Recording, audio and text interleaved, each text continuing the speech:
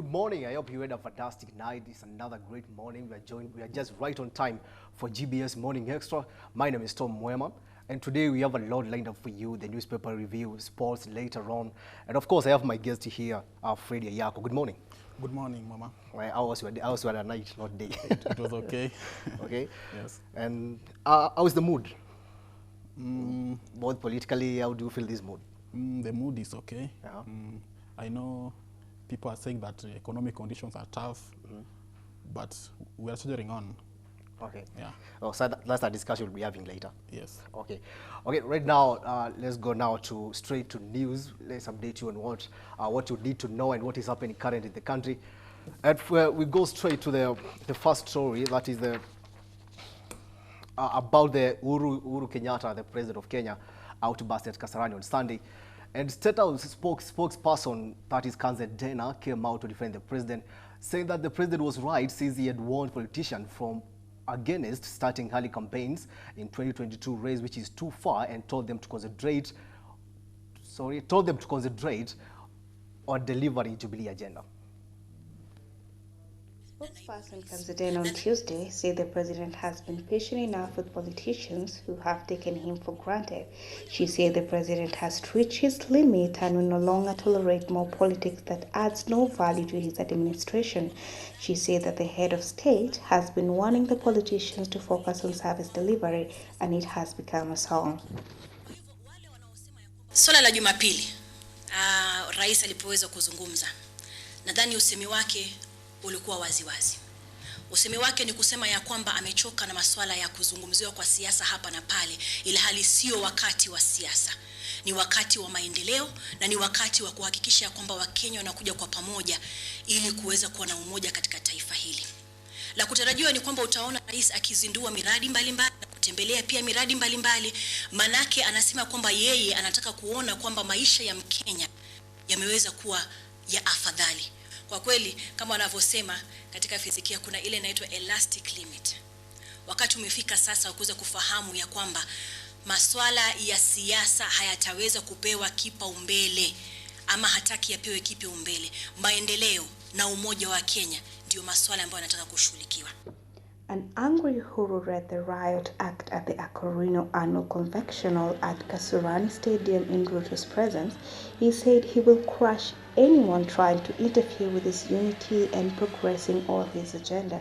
Speaking in Kikuyu, Uhuru said he should not be mistaken for a weak president. Mikoreno tuthurite tureta siasa matigecirie nie ndikihe kiao na matikundugamia barabara iria ndithondekeire iria ndirenda gukinya na kuria ndirenda gutwara andu aitu na kuria ndirenda kumakinyia nie ndiaheirwo kura neo nie ndie ndamacariirie kura inywe ne inywe mwanjikirira haria ndi na ngurugama na kihoto kiu kinya ndikie wira uria mwaheire. And now to courts. 148, the families of 148 mainly students that were killed in 2015 Garissa terror attack will have to be more patient after the courts postponed the judgment for another 24 hours. The judgment was supposed to be ruled yesterday, but the judge Andai advised that he would deliver it 24 hours later, which is today, since he was not ready and he had not compiled the judgment. Postmortem reports of 125 bodies were presented before the court as an exhibit during the trial of the suspects. Most of the charges the suspects are facing are punishable by life imprisonment under the Kenyan law. The court has said the four colluded with others to attack the university, while it acquitted the university's watchman Hussein Osman Dagane of all the charges due to lack of evidence. Today, Abikar Hassan Diri and Beresero were jointly found guilty of conspiracy to killing 144 students and university officials in one of the worst attacks in the country. Esther Withera, GBS Extra. Still in the courts and cells rather, the controversial blogger that is Robert Lai spent the night yesterday after he was arrested for posting the bodies online for the policemen that were killed in a terror attack in Wajir. Alai is expected to be presented in court later today. Controversial blogger Robert Alai has been arrested by DCI officers a day after he posted gory pictures of slain administration police officers in his social media pages. Alai had posted pictures of the officers killed by an improvised explosive device planted by suspected Al-Shabaab militia on Saturday. On Monday, police strongly condemned Alai's act, terming it as a way of glorifying the attacks. NCIC further requested him to pull down shared photos. Alai did not adhere to the directives and instead he went on saying that he will continue fighting for police officers. Reporting from GBS Morning Extra, I am Caroline. And the Kenya Revenue Authority has written to Safaricom The Kenya Revenue Authority has written to Safaricom to release tax arrears for two betting farms, that is SportPesa and Bet10, for tax arrears over the last year. The Kenya Revenue Authority boss for debt enforcement, Asha Salim, has written to Safaricom's Bob Colimo, declaring the telecommunications firm a withholding tax collecting agent for SportPesa and Bet10 and demanding immediate payment of the same. Kenya Revenue is demanding that Safaricom pays 5.29 billion Kenyan shilling withholding tax arrears due from Gamcode Limited trading as Bet10 and a further 3.29 billion due from Pevans East Africa, which trades as SportPesa. The taxman has given Safaricom a Central Bank of Kenya account to immediately pay the money marked as withholding tax. Both Bet10 and SportPesa have sued Kenya Revenue Authority, fighting off the alleged tax arrears. They want the court to declare the claim notices as unlawful, in bad faith, illegal, null and void, saying Kenya Revenue Authority is not handling their tax objections within the law. Emmanuel Ouma, GBS TV, Nairobi, Kenya. And the Kenya Commercial Bank and National Bank of Kenya merger that is expected to be initiated this year, talks continues. It has been confirmed that this merger may be announced within months. And now, what does this merger mean, especially to the customers and the bankers?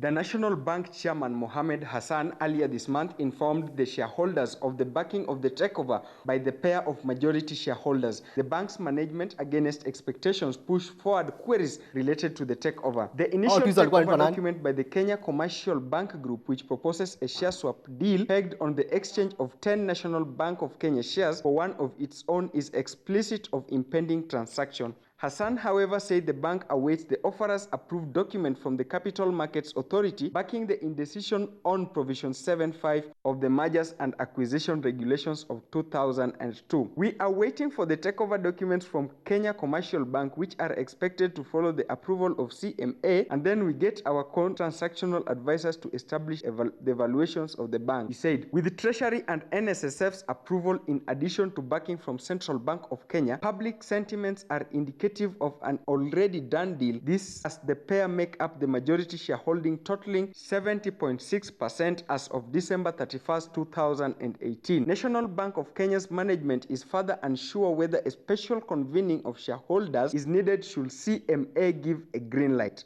Emmanuel Ouma, GBS TV.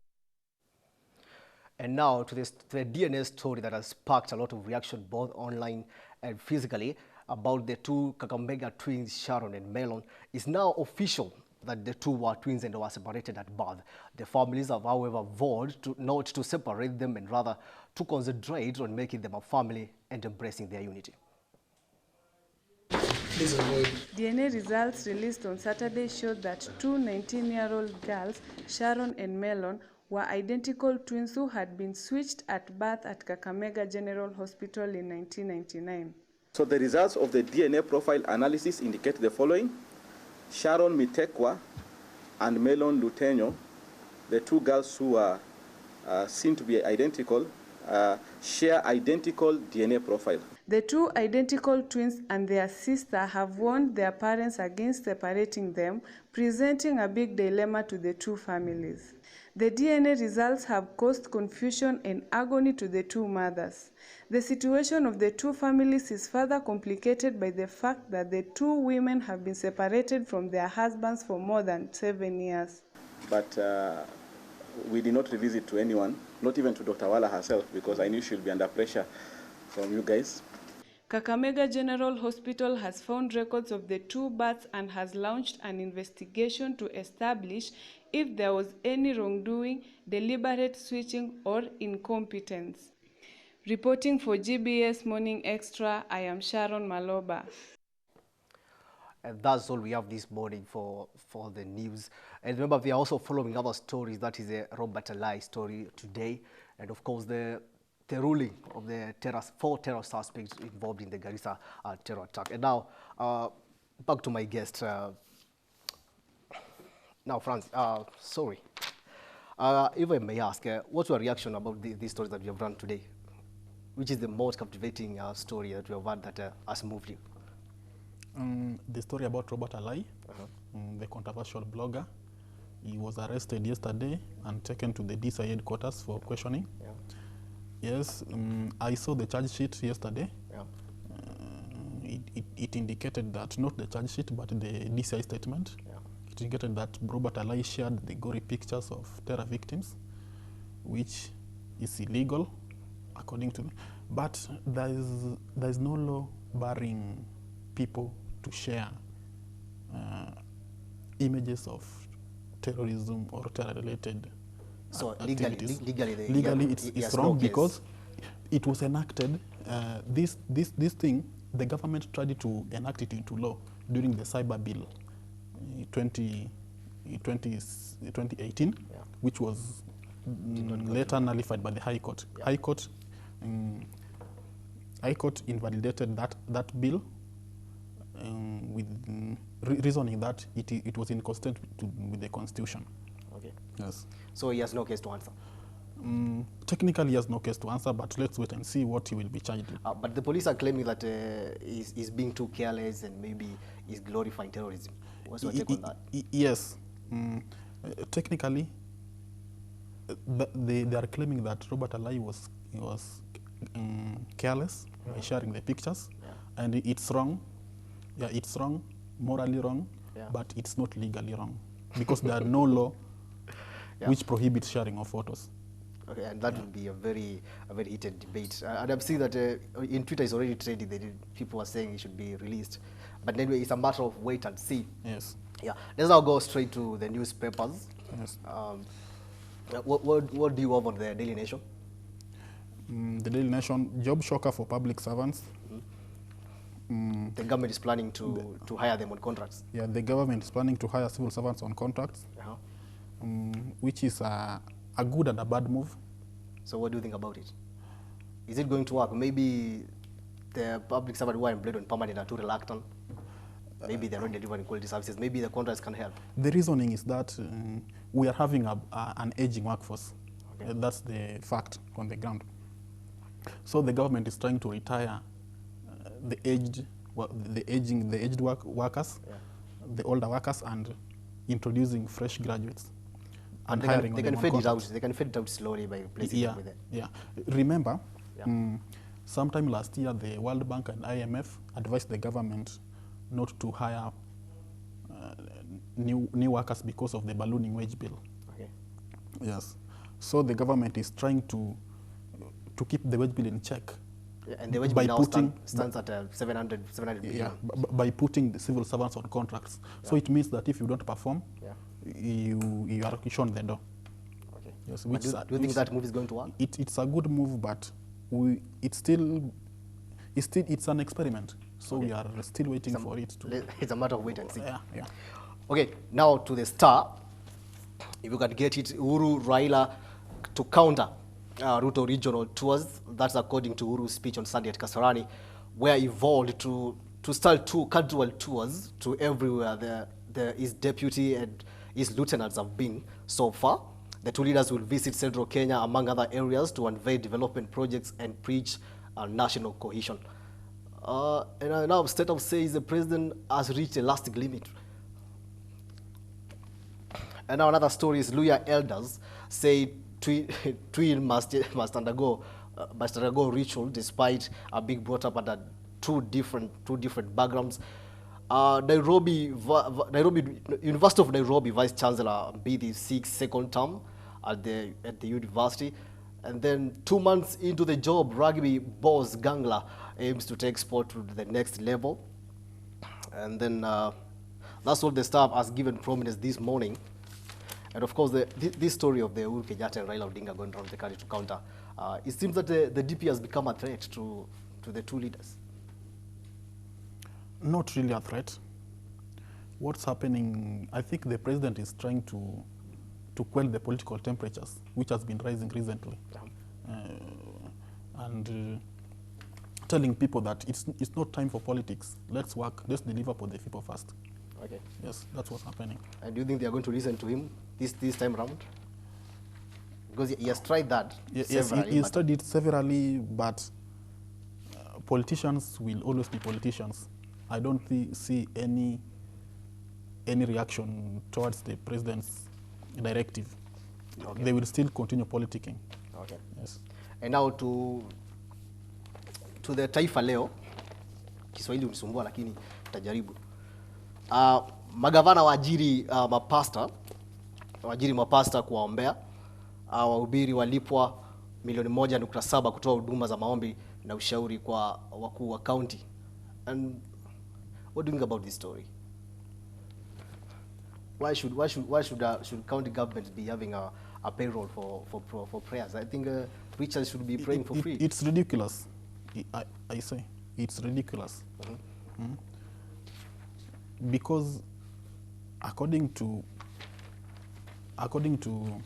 Public Finance Management Act, funds should be utilized properly for development, mostly. For development. For development. Matters to do with this, they are hiring pastors to conduct prayers. Yeah, I think that's not a county government role. It's not a devolved function. These things can be done in a social setup and not in church on Sundays. Yeah, in church on Sundays. Yeah. And it should not be a county function. And then another story here, serikali yaongeza juhudi ya kujikinga kutokana na maradhi ya Ebola ambayo amekuwa doda sugu kufikia sasa. Kuna hofu nchini huenda mkurupuko ugonjwa huo katokea.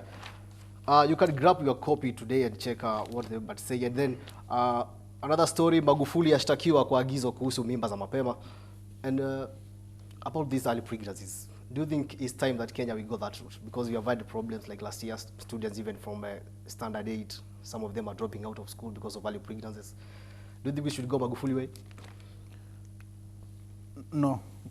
Going Magufuli way would be a bit dictatorial. Yeah. And it all boils down to parenting. Yeah. Yeah. Right now to the Standard, of which you have a story that we had already touched on. It's about the ballooning wage bill and the state moves to put civil servants on contracts. Average monthly salaries for a civil servant is about 106,000. Parastatus 80,000. Private sector is 60,000. Counties 58,000. And these has led to a ballooning wage bill that is currently ranging at 7.9 billion Kenya shillings. Another story, a couple baby born out of illicit love affair has been killed by the couples. This is a story we'll be following. The couple is from Kisii County have said to have killed the baby because he was born out of an illicit affair. And then woman charged with obtaining 6 million worth of alcohol. This is a story, a woman has been charged in Milimani Court with obtaining alcoholic drinks worth more than 6 million. A woman was been named as Sheila Wangamwa Masharia was charged on that first at Kiza Restaurant at Kiza Restaurant at Lounge along Galana Road in Kilimani area. And then to AFCON has also been given prominence by Today Dailies. Orders Cameroon warm rival ahead of the tourney. That's going to the showdown that is going to expect to start on this Friday. Cameroon coach Clarence Seedorf as a message for Group F opponents at African Cup of Nations in Egypt this month. No one is going to have an easy time in this competition. Remember, there are so many teams that have been seen as underdogs, the likes of Tanzania, the likes of Harambee Stars here in Kenya. But we hope for the best. We hope Harambee Stars is going to do us proud as a nation. And then State House releases 65 billion to counties to clear their base. Remember the Madaraka Day, order by the president for the counties to clear all their arrears and pay all their suppliers and workers in counties before the end of this year's financial year. Jumbo Pay pushes for City Hall deal audit, and then Munya reassures the institute stalled projects that they'll be reinstated very soon and completed. That's the big story we have on Standard this morning. U.S. Embassy is not ready for new notes. This is another twist for the new currency and maybe can't be a blow. The University States Embassy is not ready to accept payments using the new Kenyan notes. The embassy said in a statement that it is currently putting in place measures to accept our latest currency, and this is going to take time. And then the story of blogger Alai behind the bars. Let's now take a look at the Nation. As you have said, they have given the prominence to the same story, just like the Standard. Jobs choker for public servants.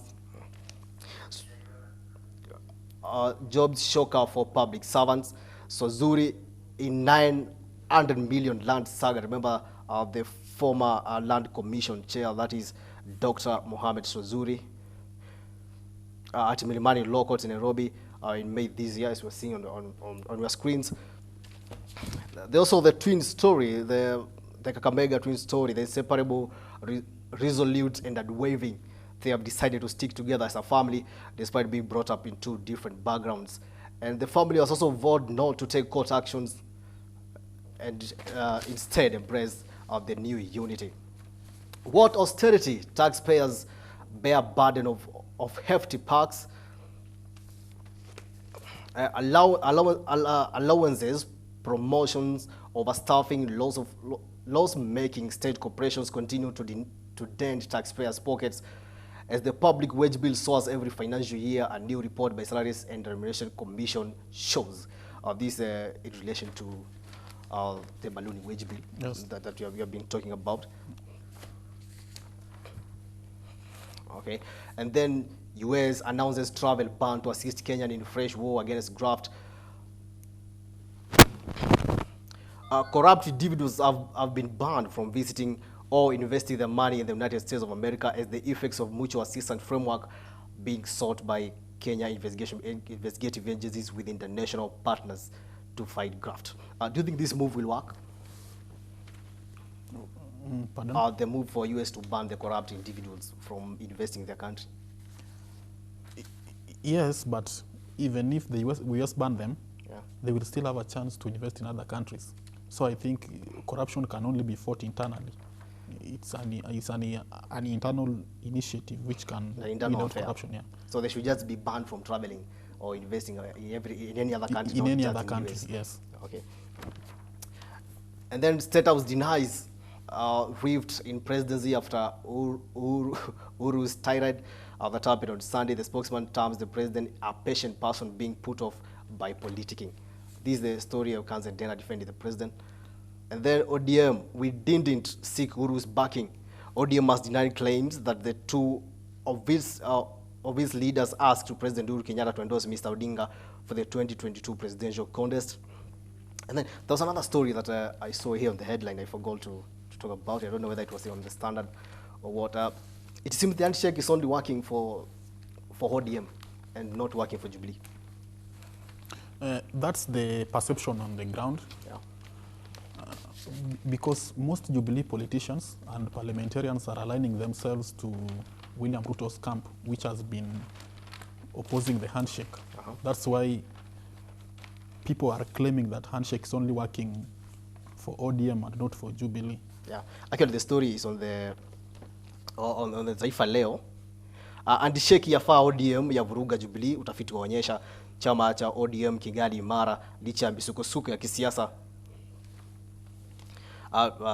Sorry for that. Acha nirudie hiyo, chama cha ODM kingali imara licha ya misukosuko ya kisiasa iliyosababishwa na handshake, huku kile cha Jubilee kikiwa katika hatari ya kuporomoka. We have seen Jubilee leaders differing. Yes. Actually, both in public and both in TV interviews. Yes. They'll be differing, and it seems that the handshake has sowed some enmity between the leaders. Some feel that the handshake was meant to stop DP Ruto from rising to power. Others feel it was a deal. It was a deal that only benefited Raila Odinga and not the whole country. Yeah. There are two functions in Jubilee: the Tanga Tanga and the Kieleweke group. Yeah. Tanga Tanga are feeling that handshake is meant to block DP Ruto ambitions. Yeah. And are they overreading it? Because the two leaders have always been consistent in telling people that this handshake was made to unite the country. This is still politics. Yeah. Because what president is saying that handshake is meant to unite the country, which is a good move, and we can see political temperatures in the country have gone down. I'm talking about tribal politics have really gone down, but there's still too much politicking, talking, throwing tantrums, and we are still yet to see more politicking is about to be witnessed in the run-up to 22 general elections. Okay, and are we expecting any realignment? Because you have seen that it's like Team Kieleweke is working hand to hand with the ODM brigade. Anything can happen in politics. There will be major alignments before 2022. Yeah. Yes. Okay, and now court denies Joey bail case. You remember the case of this guy Joey. The High Court declined a grant bail to Joseph Irugu alias Joey, charged with the murder of businesswoman Monica Kimani. This guy has been trying to apply for bail for this is the second time, and the bail has been denied. As a lawyer, how do you take that? Is it that his case is a high-profile case that he should be denied bail? Yes, this was a murder in cold blood, and it's a felony. Felonious acts, although they are bailable according to the Constitution, but courts always weigh issues to determine whether the suspect is eligible for bailing or not. In Joey's case, the matters raised against him have, both in fact and in law, are very substantial. And I agree with the court to denying him bail, because it is still a threat to witnesses, and it will set a very bad precedent when he's given bail. And as a lawyer, what are the parameters that the court the judges use or magistrates use before they decide whether to give you a bail or not? If you're a threat to a witness, if you can be a threat, if there's a probable cause to believe that you can compromise the case when you are outside, you will be denied bail. If you are a flight risk means that you can fly anytime out of the country. It means that you will not be able to attend court sessions. You will be denied bail. If you do not have permanent place of abode, I think even the trial magistrate argued that he reasoned that Joey did not have a permanent place of residence. And if you don't have a permanent place of residence, you cannot be given bail, because where will they trace you? Yeah. But at his stand, he's still a suspect. He has not yet been convicted. But matters raised, like I said earlier, matters raised both in law and in facts are very substantial. And is it possible to be denied bail then appeal? Can you appeal a bail denial? Yes, you can appeal a bail denial at the High Court. Not from the same judge? Not from the same judge, from the High Court. Okay, and we have also witnessed the same case, like the case of Sharon. Yes. The case of Sharon, the governor was given, what was the determinant? Because he was first denied the bail, then later on he was given the bail, but his co-accused was denied the bail. What happens in Obado's case, Obado was not the first accused person, because he was not at the murder scene. If you read the statement of facts, he's only being connected. There's something called chain of causation, and he was not directly present at the murder scene. There are only allegations. So he's only being connected to the murder through his proxies. That's why he was given bail. Okay. Yes. And What about the public opinion? The public opinion... Because some will argue that both are facing almost the same charge. Yes. But how comes the court decided to give Obado bail, then denied Joey? And of course, they are both suspects for now. Yeah, they're both suspects. Now, they are both suspects. And how comes some will feel like Joey is being denied bail because he's an underdog, and then everywhere it's like the Obado are being given the bail. That's the public perception. But if you look at these cases, if you look at the charges for both suspects, they are different in nature, because Obado is, I think, the fourth accused or the third accused person. Joey is the first accused because he's directly linked to the murder. So they also weigh out if you're first accused or they weigh out, because first accused, it means that you participated. You participated in the murder. You directly participated. Okay. And Obado, it's alleged that he used his proxies. He sent emissaries. Okay. Yes. And now, nationalize broke KQ for profitability. Hey, what is this word? Why does this word want to disappear again? The National Assembly Transport Committee has recommended nationalization of Kenya Airways as a bold step to turning around the fortunes of the struggling national carrier. Okay, there's something I've never understood, and I know many people don't understand. How comes all of a sudden Kenya Airways, which used to be pride of Africa, is now flopping, is now making losses? Do you think our national carrier is in crisis, or is just some people trying to mismanage it? It's in crisis, and it's all about mismanagement. Okay. Yeah. Because doing a research, you said that KQ is one of the most expensive airlines. Yeah, it's one of the most expensive airlines. And how comes the cheaper ones are not making losses? You know, that's a question that many people are asking. How comes the cheaper ones are not making losses, while the KQ, which is charges higher, is expected maybe to make some profits? KQ management argued that they are paying very hefty salaries. They are also crying full of wage bill. Okay. That's what making them incur losses. And in your opinion, are they justified to say so? Because there are so many questions about it. Because the government keeps on pumping money every year. Yeah, the government keeps on pumping money, but we are not seeing any fruit. So is it time we privatize? I think it's time we privatize the KQ. Okay. And now to another interesting story that's in politics now. ODM Wiper lawmakers back President Uhuru Kenyatta. And what does this mean politically? Now that Wiper has started working with the President Uhuru Kenyatta mostly towards the most talked referendum. I don't know whether it will happen or not, but it's a matter of wait and see. Yes. What does this mean? Because the President Wiper leader Kalonzo Musyoka has stepped in to say that he is not going to take position number 2 again, and now it's his turn. Do you think he's ripe enough for presidency? Yes, he has been number 2 for the last 2 general elections. Is it 2? 3. I think 3. Yeah. Yeah. It is his time. He can go for the big seat, having a good backing. But does he have the muscles? No, he does not have political support outside the Lower Eastern region. So that's the... So he still needs to make alliances with some... Yeah, he still needs major there. Alliances from other parts of the country. Okay. Yeah.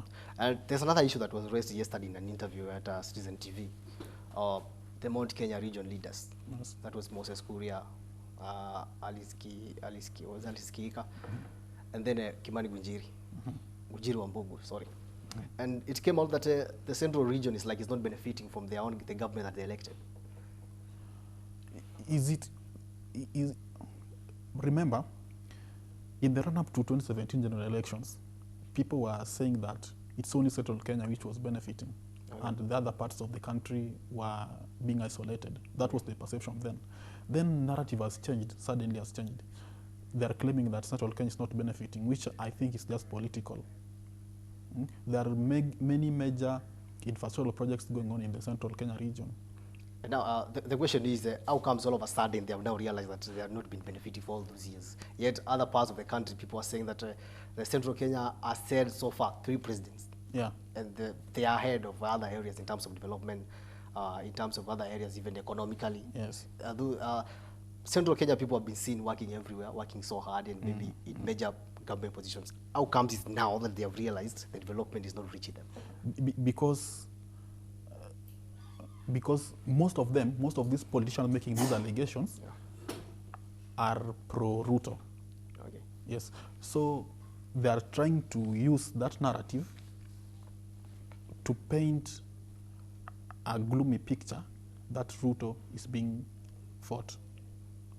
And it has seemed that Ruto is the guy who goes everywhere launching projects. And that was also a question yesterday in that interview. With Kibali Gujiri saying how come the deputy president has been launching projects that have not been budgeted for. And some of the projects that he has launched are yet to start. And maybe there's no funding to do that. Do you think it's somebody's trying to sabotage that, or it's just politics? It's just politics. And for interest of the nation, are Central Kenya people justified to say that they have not been seeing developments? No, it's not justified. It's not justifiable, because we are seeing deputy president has been in Central Kenya region. When deputy president launch a project, it's a government project. Okay. In Central Kenya, he has been in Central Kenya so many times. So when he launches a project, it's a government project. It's not a Ruto project. So you can't just claim that your region has been isolated. The also issue with the deputy president William Ruto is tours. He has been branding himself as a Maendeleo guy. Yes. So, and then does that leave the president very furious? Because when the president goes out, most of the times, he has not been branded as the Maendeleo guy, but when Ruto goes out, he's been branded as Maendeleo guy, these guys bring Maendeleo. And then, at that venue that they're going to bring the very Maendeleo, is the politics ground that President Uhuru Kenyatta is trying to caution MPs for. Politics is becoming very interesting in this country. Ruto and Uhuru, during the 2017 campaigns, they were telling the people that we are one. Yeah. Yeah. When Uhuru launched a project, it means that Ruto has the backing, and when Ruto launched a project, it means that he has been sent by the president. Yeah. So it's one and the same thing. It's not about Ruto or Uhuru. When both of them, the president is one. We don't have the office of the deputy president as independent office. Okay. We only have the presidency. Ruto is part of the presidency. So whatever he does, it means that the president has given him a nod. And it's wrong to claim that Ruto is doing things which is against the government's will. Okay. Yeah. And this issue of presidency, we are still in the phobia of the previous regimes. Does it mean that the president and the deputy are equal? Or does it mean that anything that they have to do, they must be approved by both? They are not equal, because that's the word. That's why the word deputy is being used. Okay. It's the deputy president. Remember, previously we were using the word vice president, but under the current dispensation, we are using the word deputy, which means he deputies the president when the president is maybe incapacitated or outside the country. He can step in. He can be an acting president when need be. Yeah. They are not equal, but he is the president assistant. Okay. He's the president right-hand man, which is a role which is constitutionally recognized. That's why a president cannot fire his deputy at will. Okay. And there's also a debate that can deputy president be impeached? Is it possible, according to the constitution? It is possible, but it's a very rigorous process. Okay. Yeah, it must meet. The matter must first be tabled in Parliament, which is raising the required quorum is very difficult. Okay. But it is possible. Constitutionally, it is possible, but technically, impossible. I think it is impossible. And then what happens when maybe let's assume the deputy president has been impeached? Does the president have powers to appoint another deputy president? The law is vacuum. We have a lacuna in that area. That's why we saw it. We saw it with governors, with governors in counties when I think it's Nairobi. Yeah. Sonko still does not have a deputy. Yeah. Yeah. And it's still working well. It's still working well. So the law needs to be amended. The framers of the Constitution didn't foresee that that scenario arising. Yeah. Yeah. So I think amendment of the Constitution will try solve that impulse. So now you think that it's time now to at least evaluate our Constitution, to audit it and maybe amend it? It's time. It's time to review the Constitution, but it should reflect the issues affecting the country, not individuals. I do think those issues are being factored in. No, because the narrative being peddled currently, politicians, they want an expanded executive. Okay. And if politicians are talking of expanded executive, it means that they want to accommodate some people, Yeah. some people into the government, which is not helping the common wananchi. It's serving selfish interests. Are you speaking as a lawyer or as a political analyst right now? Right now, because it's like you seem like you are like you are opposed to the proposals to amend the Constitution. I'm not opposed to the proposal to amend the Constitution. Yeah. I can take a firm stand when the referendum question will be set. Okay. Right? Currently, we don't know what is the referendum question, so I cannot give I cannot make a stand right now. Okay. But if the amendment will I mean, if the proposed amendment will solve the problems affecting the country currently, then I'll back it. What exactly do you want to be factoring in that Constitution? Many things. First, Chapter 6 of the Constitution, Okay. which talks about leadership and integrity. This is the chapter which has not been implemented to the latter. Implementation of this chapter to the latter will weed out almost 90% of the current politicians. But I think when the IBC was doing the vetting before the elections, they were saying, sorry for that, they were saying Chapter 6 was the main factor. Yes. And interestingly, some of the leaders who were implicated in some major corruption cases, some high court cases in courts, still managed to get the approval and certificate to vie for these positions. Which is questionable. So is the problem the Constitution or the people implementing it? The problem is not the Constitution, it's the implementers. So what does that thing? If you have been convicted, no, there's also an argument. You might be sued, Yes. But you have not been convicted. Does the Constitution say that you must be convicted for you to be denied the certificate to contest in any election? Or is just if you have any case to answer in court, then you are not supposed to vie? If you have a case in court, it means that you are not criminally responsible for doing what has been charged for. Okay. That's why I want to raise up another issue. Our courts, we are still having backlog of cases. Some cases are being dragged just to serve some selfish interests. Okay. Yeah. So if we would have we have a very good constitution, which integrated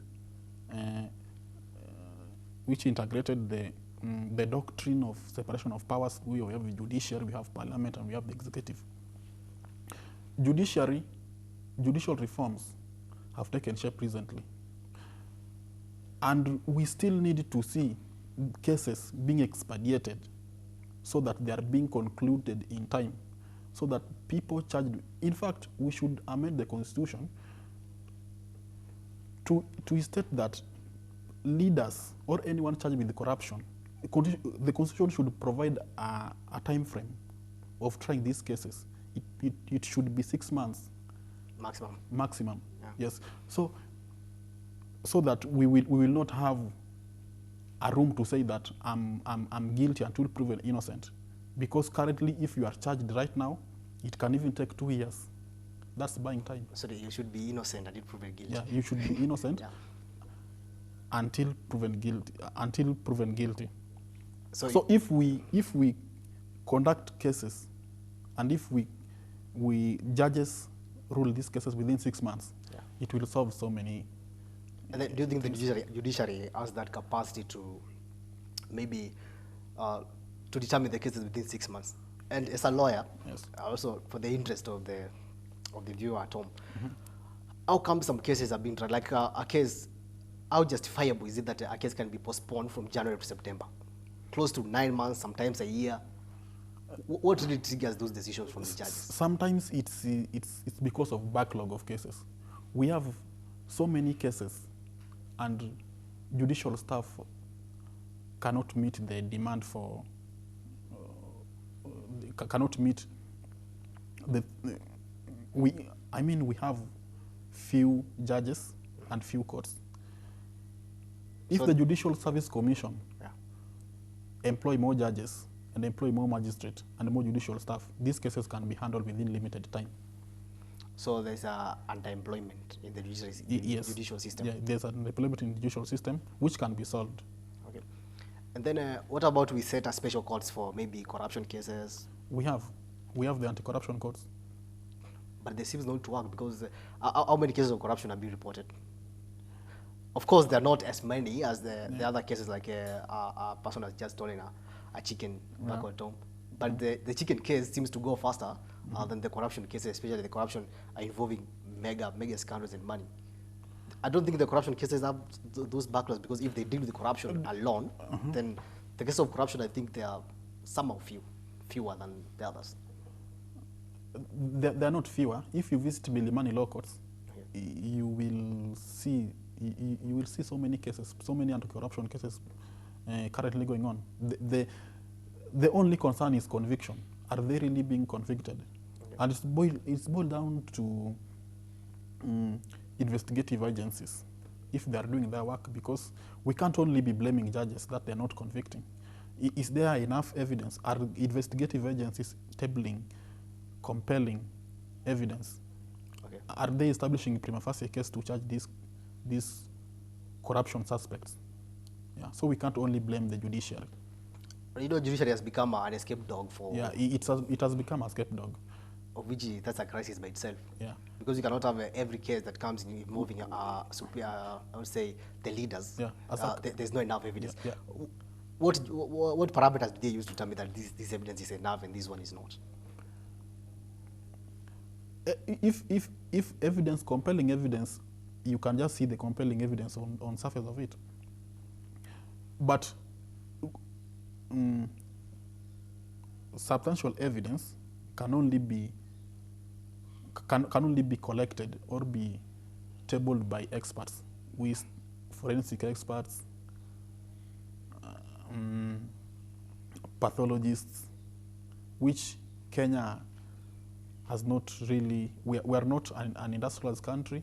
We are trying, but we are still struggling in that sector. So we should wait for longer before we see all these delays. Not that we should. Let's talk about, you comment on that, then respond to the issue of the magistrate that was suspended yes. in Kiambu. Yes. Now, first of all, this how do they call that, anticipatory bail? Who should give anticipatory bail? Is it there was an argument, I saw an argument, people saying that there was an argument. Anticipatory bail should only be given by High Court, but the High Court, not a magistrate. Yes, the Kiambu magistrate judge erred in law. Okay. Yeah, it was an error. The ruling was unconstitutional. Okay. It's the duty of the High Court to give anticipatory bails, not the magistrates. And for the benefit of the viewer, what does anticipatory bail mean? It protects a suspect from being arrested or investigated. Yeah, or not investigated. He can be investigated. But he can be investigated, but it protects the suspect from being arrested. What about charged? Can he be charged while he has the anticipatory bail? Yes, he can still be charged if there's a fresh investigation. So they should not use the previous one? No, they can use the previous one. Okay. The anticipatory bail, the court usually give a timeline. Okay. That it will last for this period. Yeah, it doesn't protect you from criminal liability. Okay. And in case the magistrate he be suspended, what does that suspension mean? Is it that if you have said he has erred, Yeah. Does it mean that he can be forgiven, or he can be punished, or he can be fired? About firing, it's upon the JSC to determine, the Judicial Service Commission to determine. And before firing a judge, you must establish a committee to investigate his conduct. Okay. Yeah. But when did he decide to resign after he was suspended? He said that he was arguing that he cannot leave without pay because he was suspended without pay. So and he now, said that he cannot leave without salary. And does the Chief Justice has the power to suspend a judge, or he must go through the JSC? He must consult the JSC because he's the president of the JSC, and it's a commission, a constitutional commission. Okay. So he must consult with the commission. Yes. Okay, that's a matter of debate. Yes, it's a matter of debate. And of course, today is all about business. And the major topics today that we are picking up with my guests is about the business environment in this country. Yes. Is it really a good environment for SMEs? Because you have seen many legislation being passed, and of course the taxes, and the entrepreneurs are really crying foul of these legislations. There we have the Ajira platform that was launched to help Kenyan youth apply for jobs and of course work online as freelancers. But now they are supposed to pay a 10,000 shillings registration fee. My guest will then talk about that when we come back. And then remember to follow us on Twitter. You have to follow us on Twitter, sorry. That is #GBS Morning Extra at one Tom Mwema. Your Twitter account at? At Freddy Pam. At Fred Bam.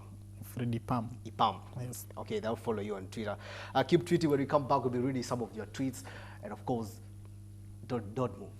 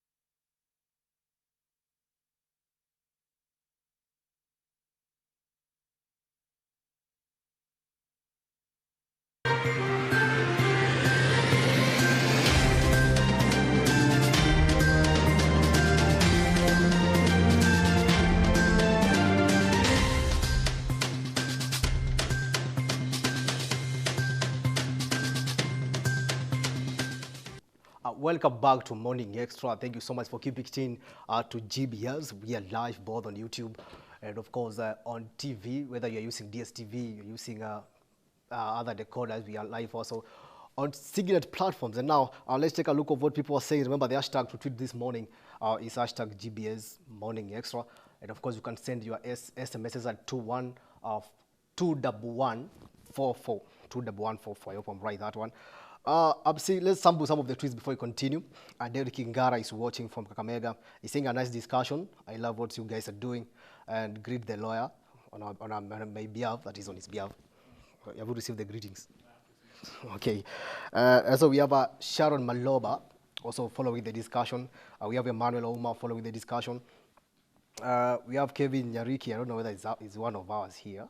We have Daniel Wingai from Thika. We say, let's talk about the new currency. Wakili, this new currency, is it meant to fight corruption, or is just another, I don't want to call it drama, another political rhetoric that's going to maybe to at least change the narrative for about 4 months, then it's back to business in terms of corruption? Basically, the new currency, it's a constitutional order. The new Constitution 2010 directed the CBK to introduce a new currency, which does not have an individual portrait. Okay. Besides fighting corruption, people should understand that it's a constitutional directive. Okay. About fighting corruption, it will fight corruption to some extent because the CBK is alleging that so many people are holding cash in their houses, and they have given until September 1st, October 1st, for people with the current currency to return them to the bank. And the most likely event is that they will, if you are having so much money, if you are carrying money in sacks, you will be asked the source. Okay. And that's where they will catch the corrupt. And but yeah, it will not be so much effective. That's what because the powerful individuals will try to use some backdoor activities to bank the cash. It will just the small fish. It will affect the small fish, but not the big fish, because the big fish have connections. Yes.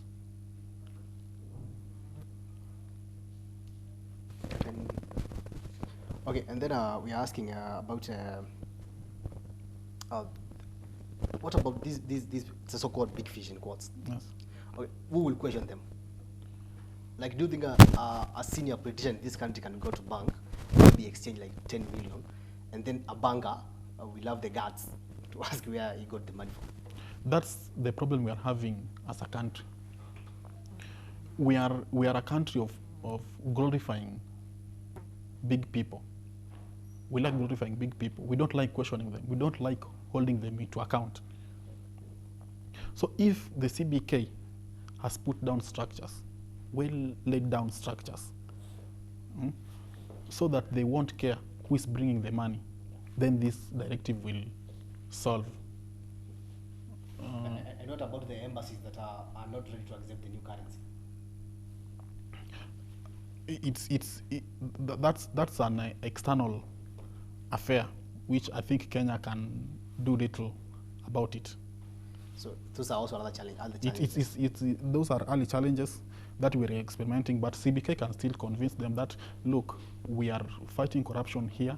It's become a bad manners, and we're introducing a new currency, so please help us fight corruption.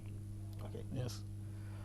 And now, in those matters of corruption, let's go back to the issue of people, courts dragging the cases. Mm-hmm. As a lawyer, what do you think should be done so that we can at least make sure that we have talked about amending the constitution? Yes. But what of per now? Because we don't have the constitution. Do you think the Chief Justice can take upon himself, for the interest of the Kenyans, maybe, to order for the judges at least to make sure that the courts, the corruption cases have been done within the shortest time possible? Is it that possible? It is possible, but like I said earlier, the judiciary is understaffed. So we cannot force them to work overtime. So it's upon the Judicial Service Commission, whose president is the Chief Justice, to employ more judges so that these cases can be expedited. And they are also underfunded. We have seen the yes, the Parliament cut their budget. Yeah. So it should be a collective responsibility. Fighting corruption should be a collective responsibility from the executive, from the judiciary, and from Parliament. Okay. Yeah, which we are burdening the judiciary. Okay. Let's now go to the topic of the day. Today we are talking more about the business.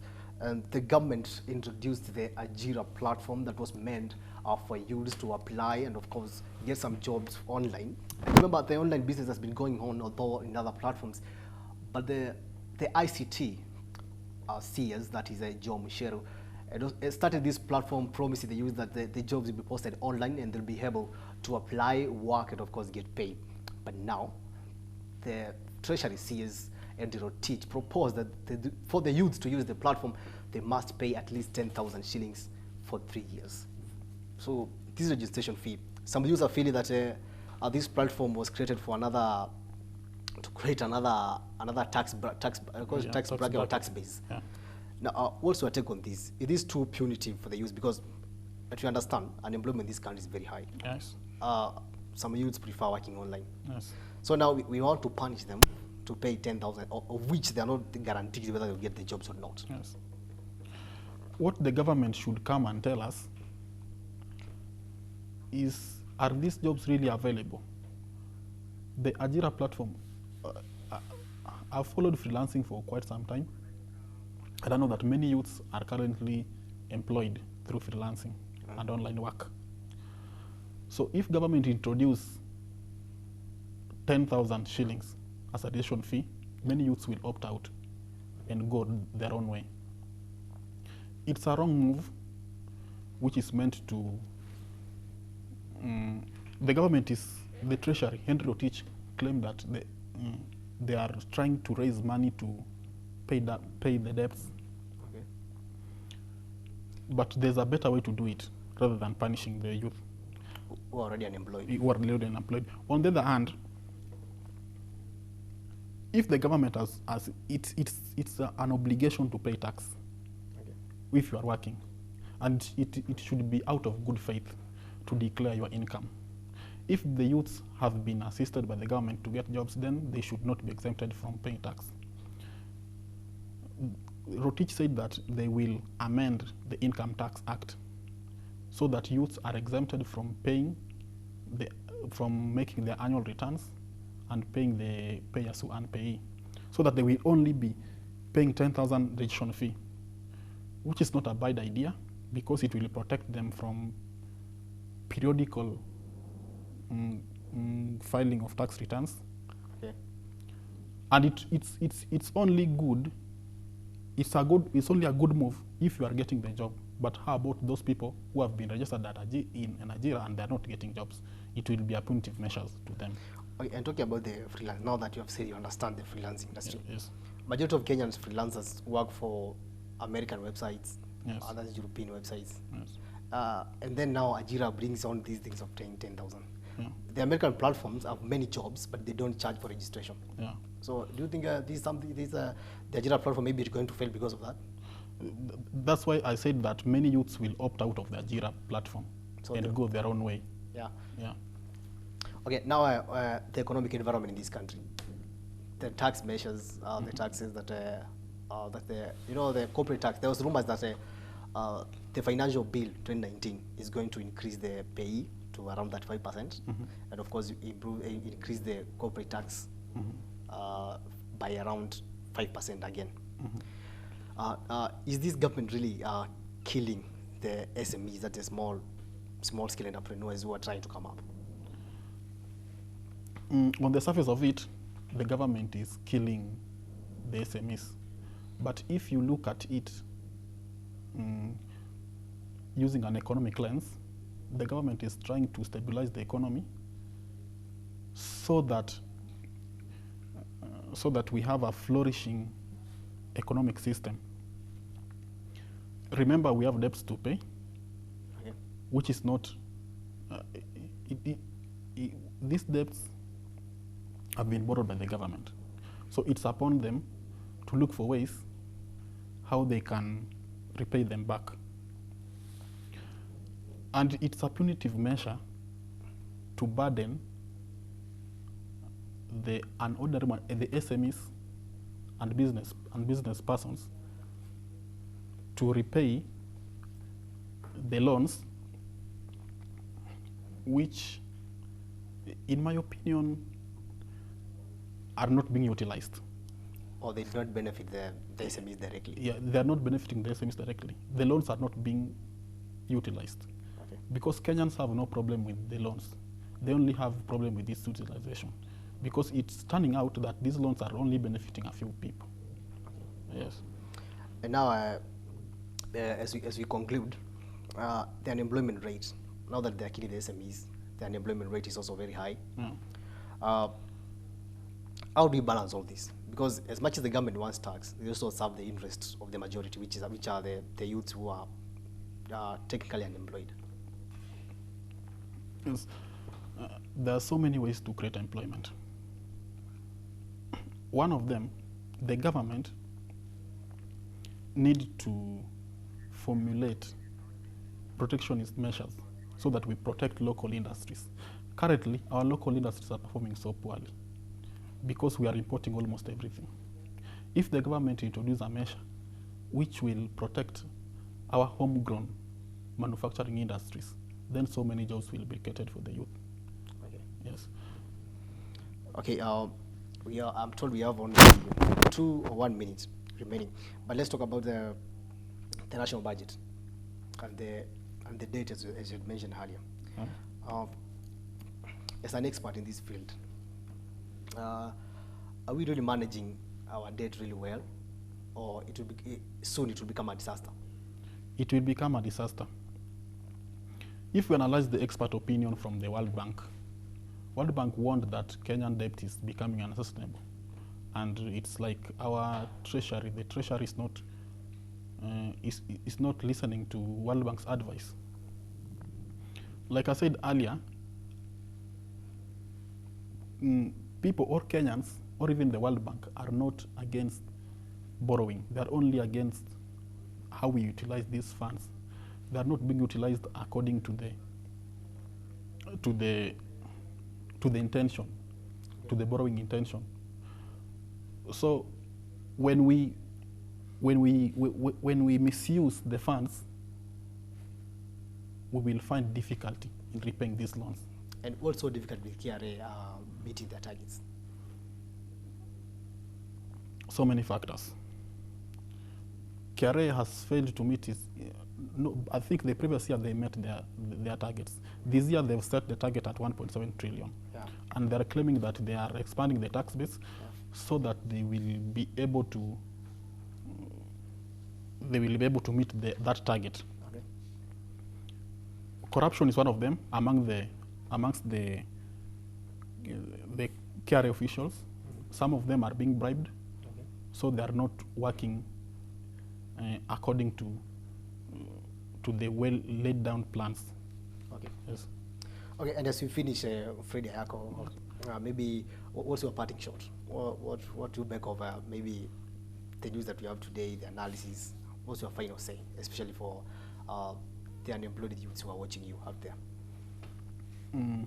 For the unemployed youths, it's time to think outside the box. Okay. Because the government, currently, we've seen that the government is not able to provide each and every person with a job, so that many youths are very entrepreneurial. Kenyan youths are so entrepreneurial. They only lack funding. There's a Uwezo Fund and other funding agencies. So if the government can introduce measures to ease the way of accessing credit facilities, it will be so good for the youth. Okay. Yes. Thank you so much, Fred Ayako, a lawyer and a political analyst. Thank you for joining us this morning. Yes. I hope we'll see you soon again. Yes. You are welcome anytime you need to join us. Of course, it has been Morning Extra, and we have been focusing on our top newspaper review. And my friend Kevin Nyarwiki is coming up with what's happening in sports. Remember, AFCON is taking place this weekend. That's our main focus throughout this weekend, of course, here in Morning Extra. Continue tweeting #GBS Morning Extra. You can also follow this conversation online on YouTube at GBS. Subscribe to our channel. And of course, see you tomorrow.